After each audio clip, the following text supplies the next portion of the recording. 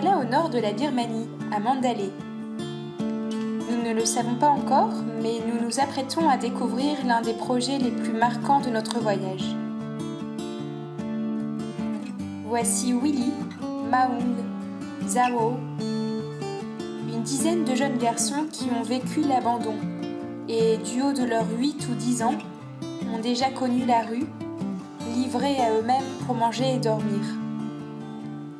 Des enfants débrouillards et courageux, et qui, malgré leur vulnérabilité, ont eu la chance d'échapper au trafic d'êtres humains fréquent ici.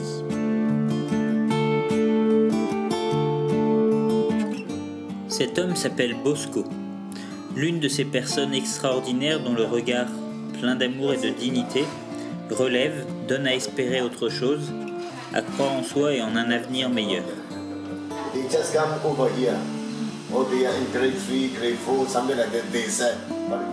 Bosco a créé avec un ami ce centre qui accueille aujourd'hui une quarantaine de jeunes mineurs de 8 à 18 ans issus de la rue. Bosco va à leur rencontre dans les lieux publics, à la gare ou sur le marché par exemple. Et parfois c'est la police ou d'autres personnes qui envoient ces enfants au centre.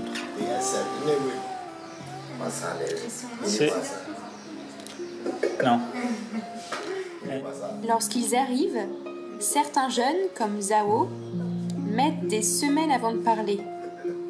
Les mots ne sortent plus suite au traumatisme vécu. L'équipe fait alors preuve de patience, de respect et de beaucoup d'amour pour que chaque enfant puisse retrouver la parole et peut-être un jour mettre des mots sur ses blessures. Certains enfants, souvent victimes de maltraitance dans leur famille ou à la rue, développent des signes de souffrance psychique, voire de psychose. C'est le cas de Willy. Mais on sent que la vie en communauté ici lui fait beaucoup de bien.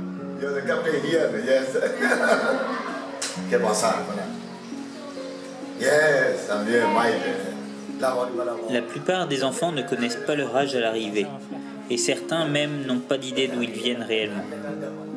Maung et son frère viennent de l'extrême sud de la Birmanie. Ils ont parcouru près de 1000 km pour arriver là. Une histoire propre à chacun et qui leur appartient.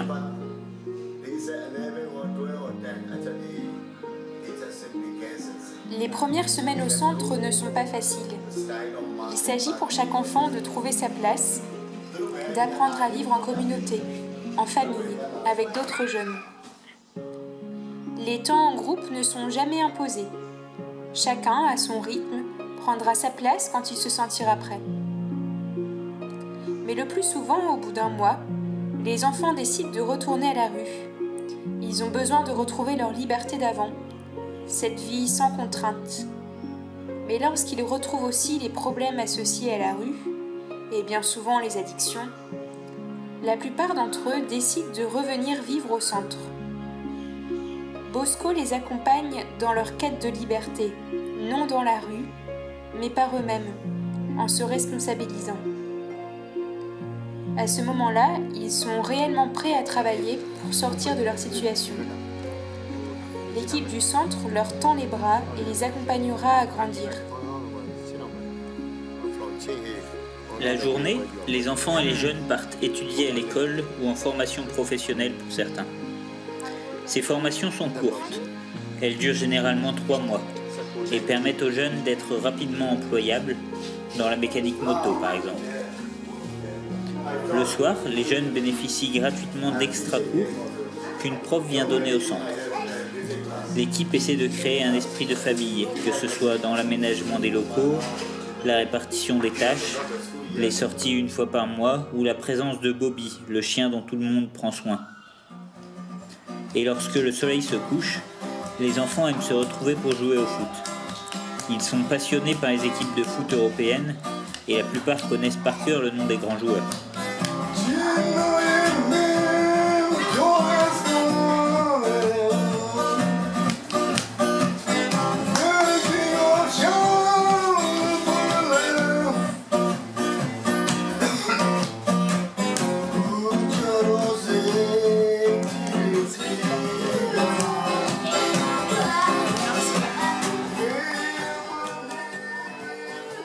Bosco est prêtre. Il a de multiples engagements, tels que des visites hebdomadaires à la prison, l'écriture de livres autour du développement des jeunes et la pédagogie, l'organisation de camps d'été et de séminaires, ou encore des soirées à jouer de la musique en groupe dans des bars. Ses talents et sa bonté nous épatent, et s'il nous confie que la foi en Dieu est le pilier de sa vie, les jeunes peuvent être accompagnés spirituellement quelle que soit leur confession. Par exemple, l'un d'eux est en cheminement pour devenir moine bouddhiste. Enfants du Mékong a décidé de soutenir ce centre et recherche des parrainages collectifs. Il ne s'agit pas ici de parrainer un enfant en particulier avec un échange par lettres, mais de soutenir l'ensemble des jeunes et de recevoir des nouvelles plus globales du centre. Alors, si vous êtes touché par leur histoire et avez envie de vous engager auprès d'eux, votre parrainage sera très utile.